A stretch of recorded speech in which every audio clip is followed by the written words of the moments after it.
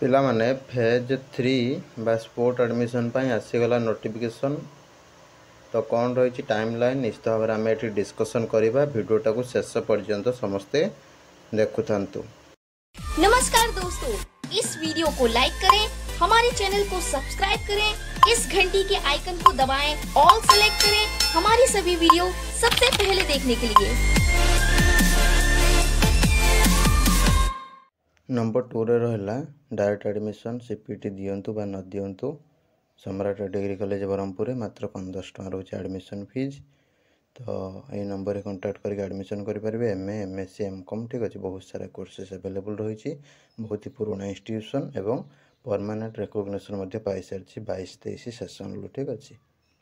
तो जल्दी जल्दी एडमिशन कर लिमिटेड सीट्स रही। देखो समस्ते तुम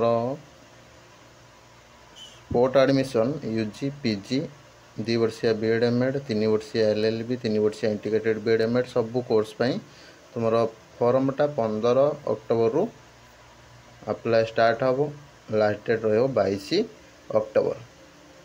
तापरे अप्लाई कले तुम वेटिंग लिस्ट आसीज सब higher educational institution E space as well as student login ले 27 अक्टोबर 4 PM मैंने आप गोटे वेटिंग लिस्ट आसीज आपनर केते वेटिंग अच्छी फॉर्म जो अप्लाई करुँचे।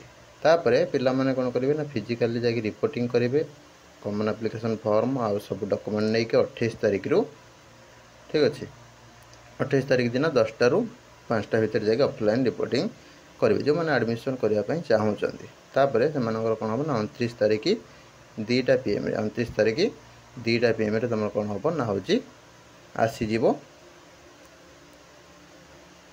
मेरिट लिस्ट आउ से गुड़ाक तुम वेबसाइट रे बा नोटिस बोर्ड रे मिल जाओ कॉल द्वारा बा SMS द्वारा तुमको जन दिज्व। एवं पिला माने तुम कौन करेंगे ना हूँ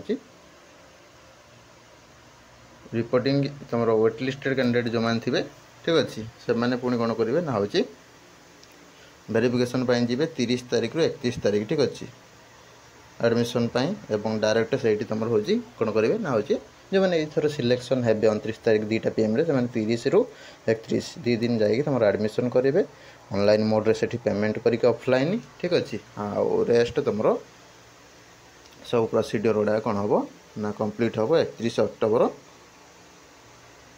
11:45 सुधा सब डाटा गुड़ाक अपडेट हो कंप्लीट डिटेल्स। तो वीडियो भल लगी लाइक करेंगे शेयर करेंगे। रही नमस्कार, जय जगन्नाथ।